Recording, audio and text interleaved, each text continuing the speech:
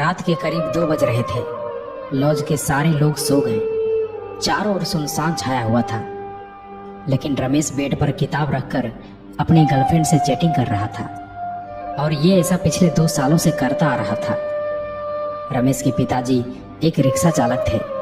कड़ी धूप में रिक्शा चलाकर अपने बेटे को कॉम्पिटिटिव एग्जाम की तैयारी के लिए पटना भेजे थे। महीने के हर 1 तारीख को रमेश के पिताजी ट्यूशन फी, रूम रेंट और खाने पीने का खर्च भेजा करते थे। लेकिन एक दिन की बात है, अचानक रमेश की माँ फोन करके कहती है कि बेटा, पिताजी की तबीयत बहुत खराब हो चुकी है, तुम जल्दी से घर आ जाओ। इतना सुनते ही रमेश भागा भागा हॉस्पिटल पहुंचा और वहां जाकर देखा कि उनकी माँ डॉक्टर के आगे हाथ जोड़ रही थी और कह रही थी कि डॉक्टर साहब, आप ऑपरेशन कीजिए, मैं 5 लाख नहीं बल्कि 10 लाख दूंगी, लेकिन मुझे वक्त चाहिए, प्लीज आप ऑपरेशन कीजिए, अभी मेरे पास पैसे नहीं है, मैं एक रिक्शा चालक की पत्नी हूँ।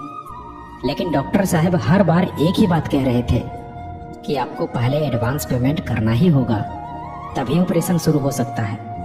रमेश की माँ गांव के सभी लोगों से मदद मांगी, लेकिन किसी ने भी उनकी मदद नहीं किया। ये सब देखकर रमेश की आंखों से आंसू नहीं रुक रहा था और पैसों की कमी के कारण अपने पिताजी को खो दिया। रमेश चिल्ला चिल्लाकर कहने लगा कि माँ, ये सब मेरी वजह से हुआ है, मैं उतना काबिल नहीं बन पाया जितना अभी तक मुझे बनना चाहिए था। रमेश अपने आप को कोसने लगा और कहने लगा कि काश मैं अच्छे से पढ़ाई किया होता, अच्छे से मेहनत किया होता, तो आज मेरे पास जॉब होता, कुछ कर रहा होता और मैं अपने पिताजी को बचा पाता।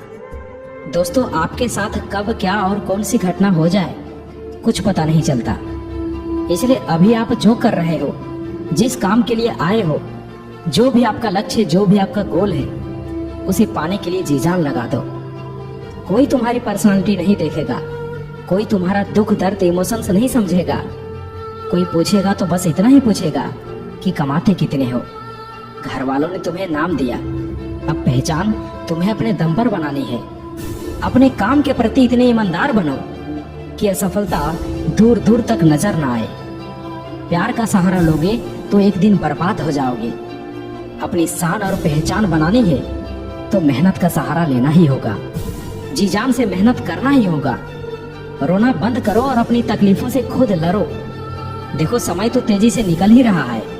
अगर वक्त के साथ मेहनत नहीं की, जिंदगी के एक एक महीने, एक एक सप्ताह, एक एक दिन, एक एक घंटे की वैल्यू नहीं की, तो साल के साथ साथ आपकी आधी जिंदगी कब निकल जाएगी कुछ पता नहीं चलेगा। याद रखना, कमजोर तू नहीं, तेरा डिसीजन है। तुझे तेरी डिसीजन से भी ज्यादा जिद्दी बनना पड़ेगा। याद दिला खुद को कि तुझे तेरी मंजिल बुला रही है। खुद को ऐसा बना कि तेरी मजबूरी भी तुझे तेरी मंजिल तक पहुंचने का रास्ता लगे। देखो, आपका इस धरती पर आना आपके हाथों में नहीं है और जाना भी आपके हाथों में नहीं है, लेकिन इसके बीच का सफर तो आपके ही हाथों में है। तो क्यों ना कुछ बड़ा करके जाए। अरे, तुम्हारी जिंदगी में सभी दुखों का नाश होगा अगर तुम्हारा संघर्ष सबसे महान होगा। अपने जीवन को इतना महान बनाओ कि आपकी जीवनी सुनकर दूसरे लोगों को महान कार्य करने की प्रेरणा मिले। रास्ते कभी खत्म नहीं होते दोस्त, बस लोग हिम्मत हार जाते हैं। अगर तैरना सीखना है तो पानी में उतरना ही होगा। यूं किनारे पर बैठकर कोई गोताखोर नहीं बन सकता। सफलता तक पहुंचने का रास्ता आसान नहीं होगा। इस रास्ते में बहुत सारी मुश्किलें आएंगी जो आपका रास्ता रोकना चाहेंगी, लेकिन आप रुकना मत, बस चलते जाना। बदल जाओ वक्त के साथ या फिर वक्त को बदलना सीखो। मजबूरियों को मत कोसो, हर हाल में चलना सीखो।